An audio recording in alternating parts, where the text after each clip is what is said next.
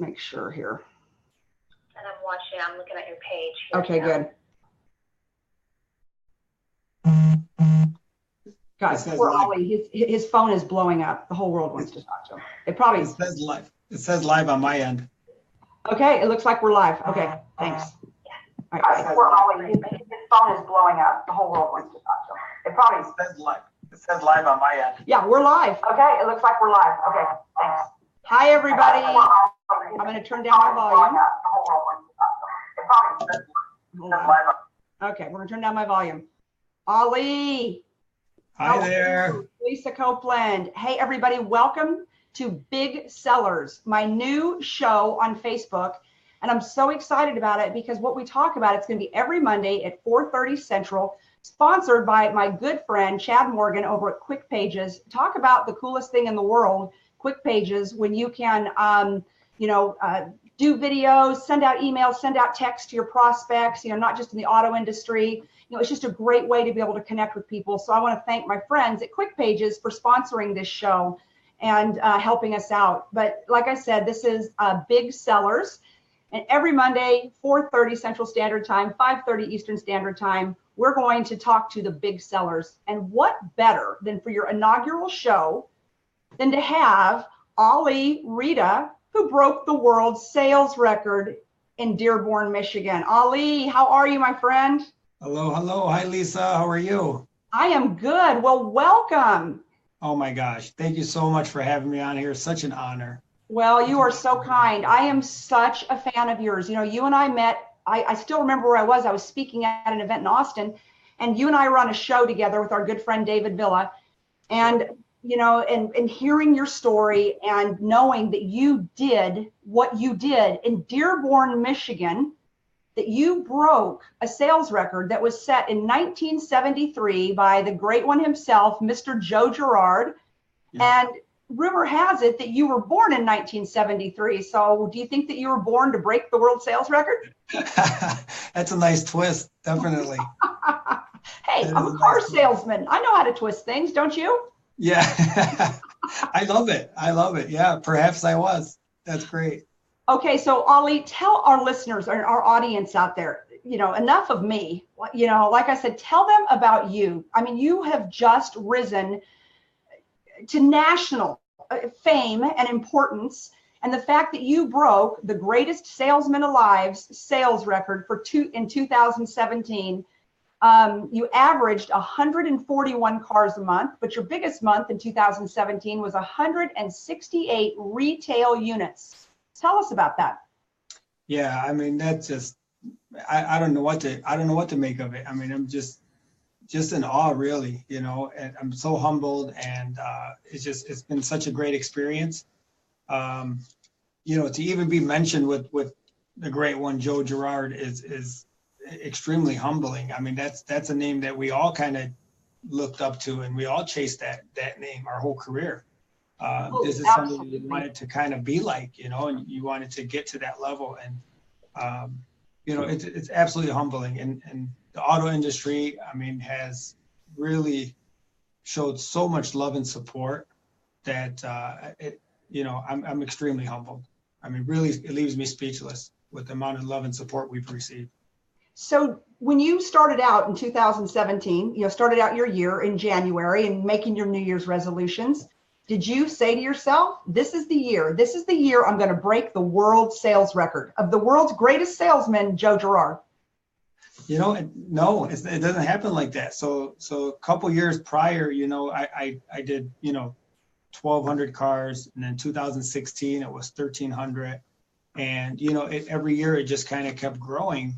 And in 2017, when I had that big January, it was kind of such a big boost to get to that level. And even then, I didn't think about it. I had such a great January. February was the same. February, actually, we did like 130 or 140 that month. And March, same thing. March was up there. And I think it was right around May when I looked at it and I said, wow, really, if this continues and I can stay focused, that, the momentum stays, because, our business is built around momentum. I mean, you have to have that. You have to believe what's possible. You have to believe in yourself. And I had all that. And I believe that I can keep that momentum, and I believe that I can keep that pace up. But, you know, to break that record, I mean, you really have to have 12 record breaking months in order to do that. You can't have, that's how big of a number it is. And I didn't really realize it until afterwards that, you know, 12 consecutive months was the only way to do it. 12 consecutive record breaking months. You have one bad month and really You're done. there. Yeah, you're done. How did you keep the momentum? Because one of the things I remember, you and I did not discuss this ahead of time.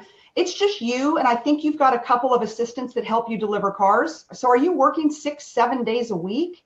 No, oh my gosh, no. I work 5 days a week. I work Monday through Friday, Lisa. I'm off weekends. You know, Saturday and Sunday. Actually, the dealership's closed on Saturday and Sunday, so we're not even open here. There are some dealers that open in Michigan on the weekends, on Saturdays, but yeah, we're closed on Saturday and Sundays. So I do have 2 assistants, which, you know, are a huge, big part of this. I mean, without them, of course, none of this could be possible. And that's all about process, right? And our business is built around process. So if you want to grow your business, there's process that you have to put in place. And as you grow, your process grows, and you know, you bring in help when you need it. But they don't sell, you know, they're both administration. You know, Myrna, who is the brains behind the operation, really, she does pretty much everything admin. I mean, she handles everything, the paperwork, and, you know, a lot of car guys don't have the greatest handwriting, you know, have good penmanship. So, you know, I can barely read my own handwriting. When you're busy, you just kind of write fast and, you know, you start skipping letters. So she's great because she handles all of that part and, you know, all the paperwork, and, you know, that just leaves me focused on doing what I do, you know. Well, I see a couple of my car dealer friends on this right now. Mr. Jim Wilkinson, hello. He's the general manager here in my hometown of the Nissan dealership, and he's a great GM because he's very much supports women in automotive, and so I appreciate him. Tell Jim and all the other guys that are on here that are running dealerships, that are in sales in the automotive industry. I'm going to ask you to share, what is your process? Obviously, it works. Yeah. So process. Well, you got to remember, Lisa, process changes at every level. So there's certain things in my process that I have eliminated that somebody doing, you know, starting off, you know, doing 15, 20 will not use the same process that I have. But so you got to keep that in mind. At every level, things change. And the key to the process is actually knowing what your process is. And that includes writing it down. I mean, for anybody starting out, for anybody in there doing 20 to 30 or 30 to 40, you can write your process down and analyze it and figure out what steps are important, what steps are not important. And you don't want to rush things, but it needs to be efficient. So we are very efficient in our process, but we're not rushed by any means. Well, I'm even more of awe of you that you're delivering that many cars in 5 days a week. So I want to give everybody out there the breakdown of 2017. You sold 1,269 Chevrolets. You sold 261 Cadillacs and 52 used cars for an average of 141 cars a month, working 5 days a week. So I want to talk about that because I used to spend a lot of time in Michigan and in Detroit. Do you think it's necessary to open these car dealerships 6-7 days a week? I mean, No. you've proved it can be done 5 days a week. And don't you think that we would retain and be able to attract better people to the industry? Absolutely. Absolutely. Because a big part of my success is being able to stay sane, right? I mean, I would get burned out. So I need to have those couple days of family time. And, you know, not only does my family need me, I need them. I mean, there's certain things in life that I need that, you know, that's reciprocated through your family. So it definitely can be done in 5 days. I mean, we're doing it. It's not something that, you know, you got to be open all these hours. I mean, it's really, dealer culture is a big part of it, you know, and how GMs and guys like Jim and these guys around the country are treating their sales staff. You know, and of course the sales staff, we have to do our job. We have to do our portion in order to earn that. And, you know. Tell us about your family. I don't know that I ever read in the press or on Facebook. Tell us about your family. Are you married? Do you have kids? Tell us about it. Yeah, I'm married. My beautiful wife, Lena, and we have 9-year-old twins, boy and a girl, Michael and Medina. So they're, just a blessing. They are my why. They are why I do what I do every day. And I use that as motivation all the time. That's my motivation. It's not so much to set out sales records, but it's, to make them proud and you kind of teach them parts of life that, I bet they are so proud of you. So you're in Dearborn, Michigan. You're at Les Stanford Chevrolet Cadillac in Dearborn. Now it's cold in Dearborn, Michigan. It snows. So does that slow you down at all? The snow, the weather, obviously it doesn't. Like, there is anybody who could come at you and say, well, he had the best weather. No. Oh, he probably works 6-7 days a week, bell to bell. No. So, you have proven everything that they have said in the automotive industry that you can do it working 40 to 50 hours a week. Would you agree with that? Yeah, absolutely. It's not, if somebody's coming in and it's snowing outside, guess what? They're buying something. They're not coming in just, these are serious buyers that we're talking to here. But yeah, we have, it's cold, it's snowing, we have snow days. I go out in a lot, and, for all these guys that are in the cold areas, I broom off cars just like everybody else.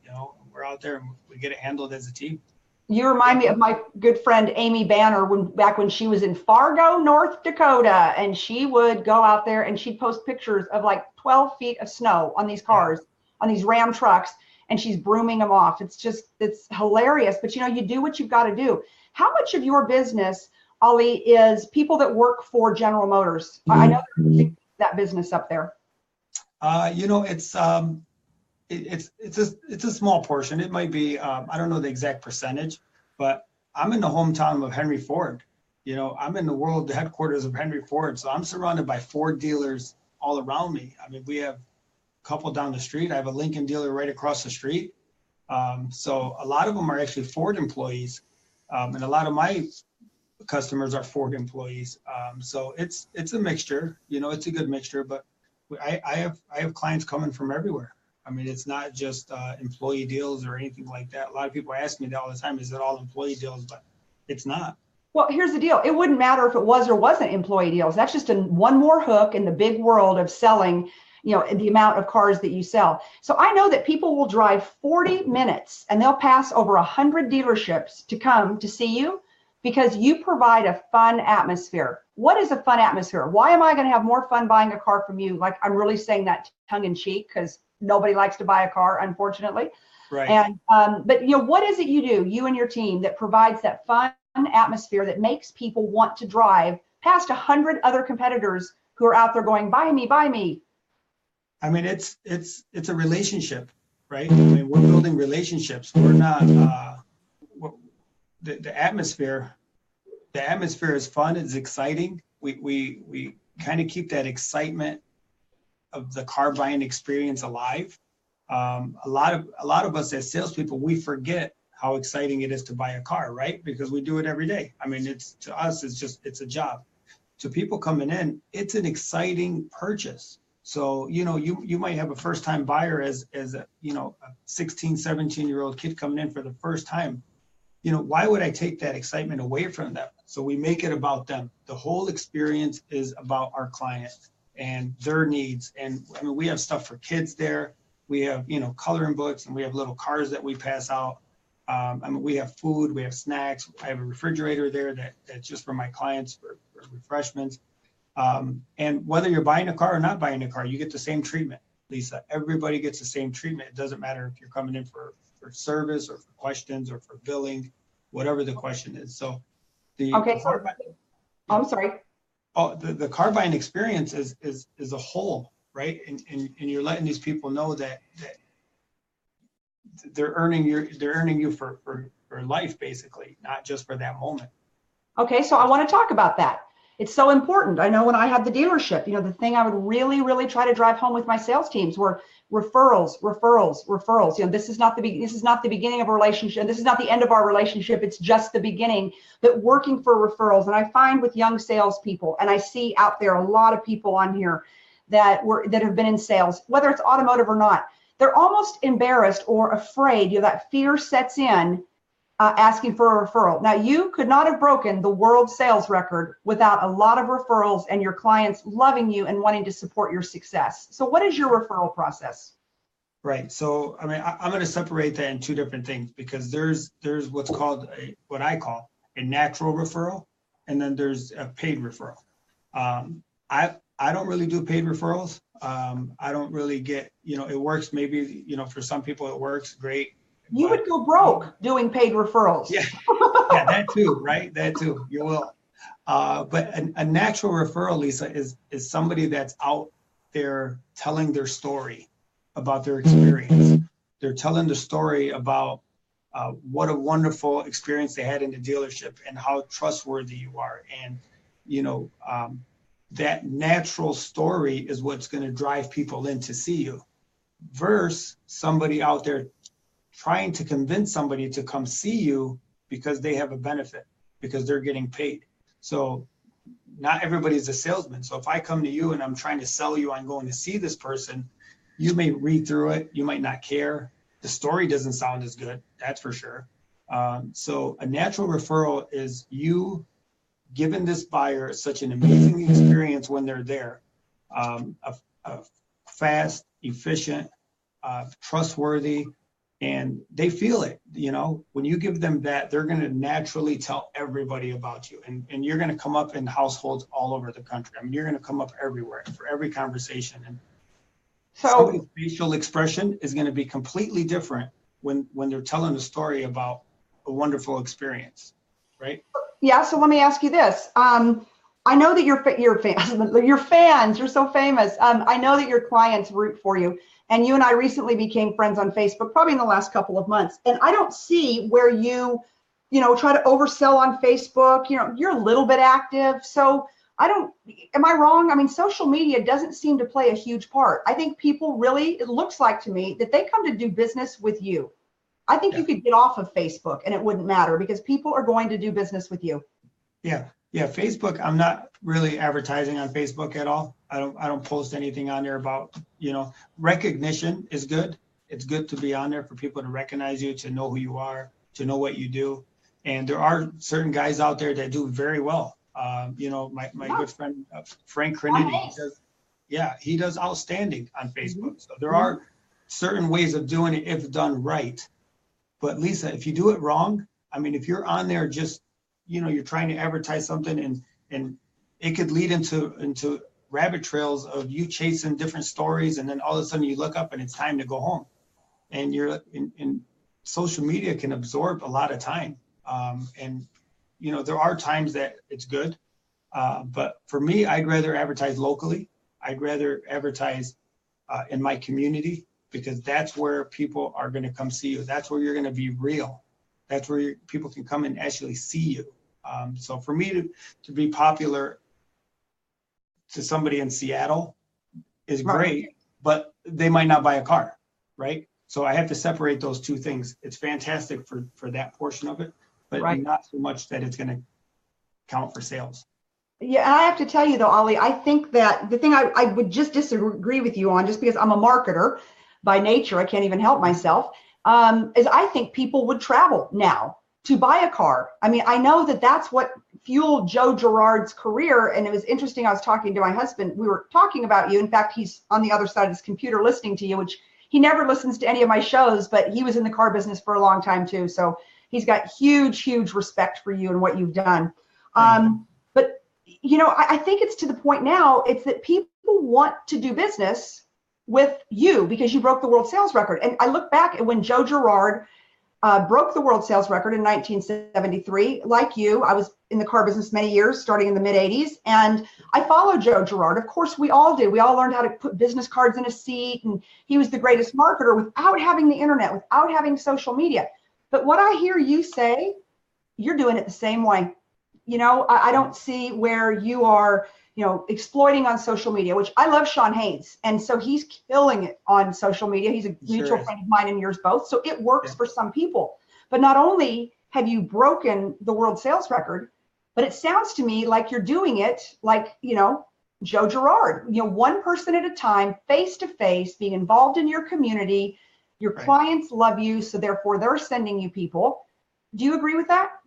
Yeah, 100%. I mean, yeah, there is a time and place for social media, and advertising yourself is key. But I feel like you still have to do what needs to be done is in your community first. So you have to be out there. Lisa, there's two types of advertising, right? So I can put up a billboard. I can put up a billboard at a community center, which I have. I have a billboard at our local community center. I can just put it up there and hope people will see it and then hope they'll come in, right?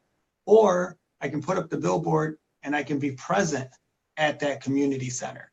Yes. That is the difference maker. So now people see my advertisement and they see me as a real person. Yes. And now I'm interacting with these people. We're on the same level, right? The human factor is still there. You can't eliminate the human factor because that's what's going to separate you from another guy. Well, but to know you is to love you. And I mean that in the most professional way, because I remember meeting you on that show, Auto Dealer Live, with our good friends, David Cribbs, who I see is on the show. Hi, David. We love you. Hi, David. And David Villa, which I will be sharing the stage with at Digital Dealer, opening keynote in a couple of months. He always brings me in. They're such great friends. But I'll tell you, that is part of it, because I remember getting off the phone or off of the call and off the show, and I called David Villa and I'm like, I want to know this guy. I want to meet him. I want you to make an introduction. He is the most kind, humble person. Like, I don't say that. I'm in the car business. I get to talk to a lot of really cool people, and that just struck me. So if you have that same sort of ability with your customers, and of course you do, that's why you're so successful. The big takeaway I want everybody to get from this show, from listening to you, and the way I see it, is there is no voodoo in what you do. You're not playing it out on social media. You're not working 7 days a week. You take care of each customer one at a time. You make every experience wonderful. And looking back, when you started there in 2010, you were averaging 25 cars a month. And hey, let me tell you, that's a respectable number in today's world, selling 25 cars a month, month in and month out. If I had salespeople, and I did, that sold 25 cars a month, I was like this, like, oh my God, this is the best people in the world. Right. So you even started strong in 2010, because I know you were with another dealership in Michigan that was shut down. So, you had to kind of start over. Yeah. But 25 a month was amazing. And then just to see you keep going and going and going. And I just feel like, knowing you now, that you just put your head down and you worked hard. Right. Yeah. It's definitely not going to come easy. I mean, you got to put in the work. I mean, nobody's going to give it to you. Nobody came in and gave it to me. I didn't just show up at the dealership and sit at my desk and people started walking in. I mean, that doesn't happen. In all the salespeople out there, I mean, you have to go out there and do it. Your mom's not going to do it. Your neighbor's not going to do it. Nobody's going to do it for you. You have to do it for yourself. And I mean that, not just saying, and I know a lot of people will say, okay, well, I'm going to try to do this and then it goes away. It's not a New Year's resolution. It's an everyday thing that you have to believe in your mind and in your heart. And kind of like my diet, the one that goes away every day. Yeah, right? You can't. No, it needs to be in your heart. In 25 and 30 is outstanding, but our industry tells us that 30 is where people peak. People are always trying to hit this 30 number, and they feel like they got there. I never had that, and I still don't. I still don't feel like there's an end number. I don't think I can tell you that your next level happens in your heart first before it ever happened on paper. So if you don't believe it, it won't happen. And it's not going to happen sitting in the dealership. If you are just planning on sitting in the dealership and getting dealer-driven business, then you are going to peak at those numbers. That's it. But Ali, there's whole Facebook groups around how to sell the 30 car a month people, the 30 car club. I mean, So in our industry, in today's world, 30 cars, it's so respectable. So as we kind of come to an end, because I want to respect your time, I heard your phone. I was laughing. I hear your phone buzzing, and I'm like, okay, that's another customer who wants to buy a car. But I have to ask you. An article came out in the Detroit Free Press a couple of days ago. Yeah. And what I know is that you were quite the gentleman when you knew that you were coming.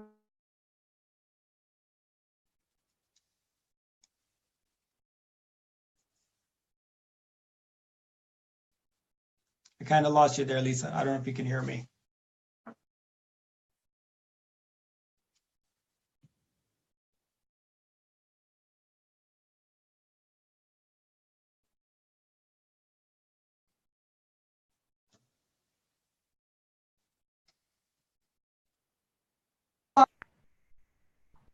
Now I got you. I lost you there for a minute. Yeah, I think it's my internet. Gosh, it was like 4 million hearts that just came on my screen because we lost you. So what I was, you're busy, and I'm so grateful. You even came home to do this for me. That's and to okay. do this inaugural show. And I am so humbled to be on here. I'm telling you, I am going to go to Dearborn, Michigan, and I'm finding people to buy cars from you. But anyways, that being said, the article that came out a couple of days ago in the Detroit Free Press, yeah, and I think it probably took you by shock, but I don't want to tell your story about the pushback that you've gotten from Joe Girard and his family. You can read it in the Detroit Free Press, so I don't think we're talking about anything that's not on the front page of the newspaper. But that being said, I want you to tell your story. I want you to tell what you can say about that, because I want all of our friends in the auto industry, I just want them to know what a classy guy you are. Yeah, I mean, it was a surprise. We did definitely try to reach out a few times and thought it'd be, something pretty nice that I can get to meet him and just kind of get his take on things. And we really haven't got we haven't got the positive feedback that we hope for, but we're still hoping we do. I still have so much respect for him and what he's accomplished. I mean, let's face it, he paved the way, right? I mean, he set this up and he paved the way for guys like me. And I hope to pave the way for the next person, because I mean, it's a record. It's going to be broken, and somebody's going to come along one day and, it'll be broken. I'll be right there, because I know what it takes to get there. I know how hard it is. It's not an overnight thing. It's not a fluke. It's hard work and it's dedication. And, like I said, I have so much respect for him, and I still hope to one day shake his hand and thank him for what he's done for our industry. And,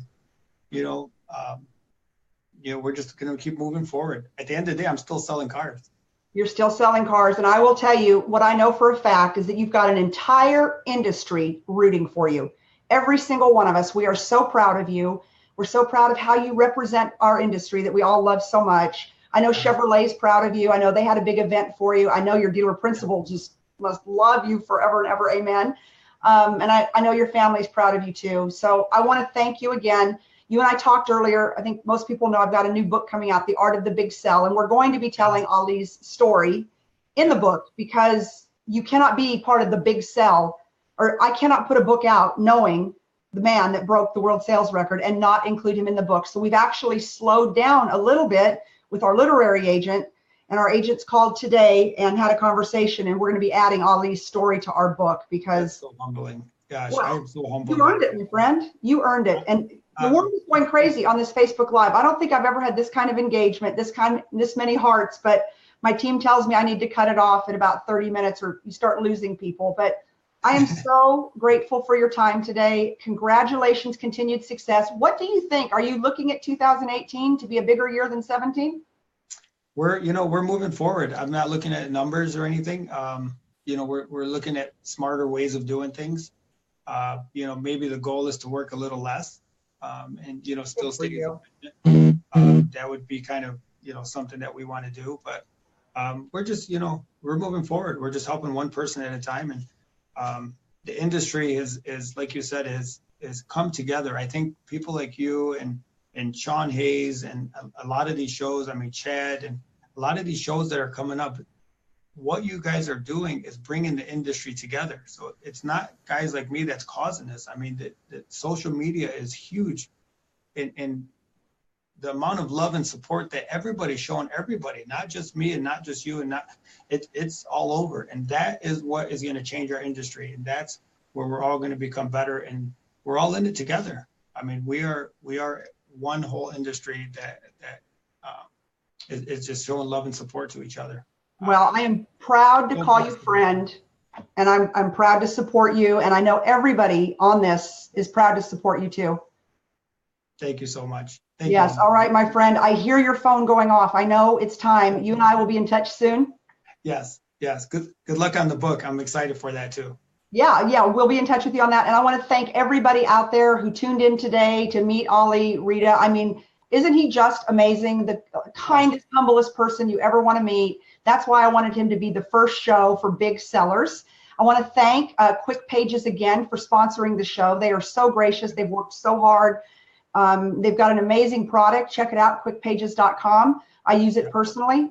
Video technology is the way it goes nowadays. And to be able to send a video to your customer versus an email or a text, that's how people want to consume stuff nowadays. So anyways, thank you, Quick Pages. Thank you, Ali. I will see all of you next week on Big Sellers next Monday, 4:30 Central Standard Time, 5:30 Eastern Central Standard Time. Thank you again for tuning in. Thank you, everyone. All right, my friend. I'm going to send you a note and reach out. Okay. All right. Bye-bye. Bye-bye.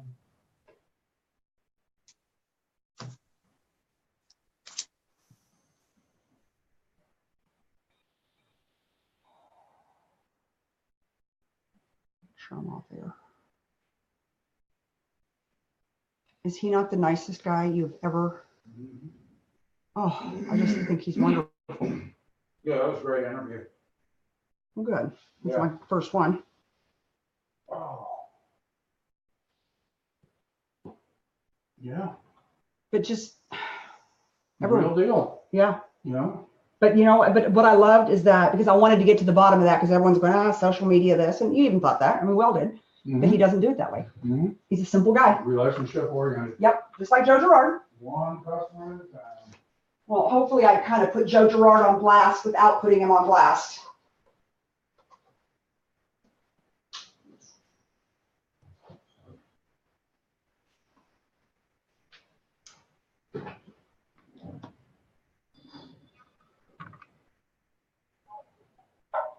Oh. Hey. You're still live, sweetheart. I am. I know. I just figured that out.